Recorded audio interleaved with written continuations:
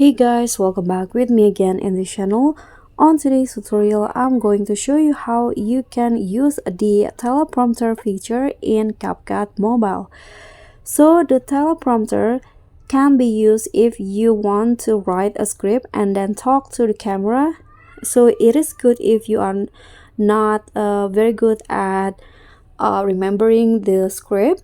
So here, if you want to, just click on the teleprompter here on CapCut homepage. So here, just edit the script by clicking on the pencil icon, then just write your script in here. For example, hey,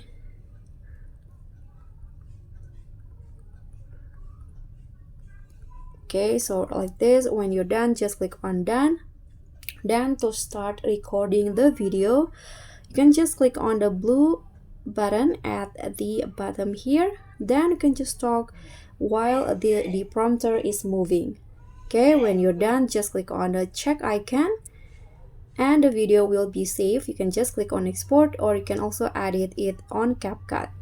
So that's all from me. Thank you so much for watching. Don't forget to like, comment, and subscribe. Also click on the thanks. Bye.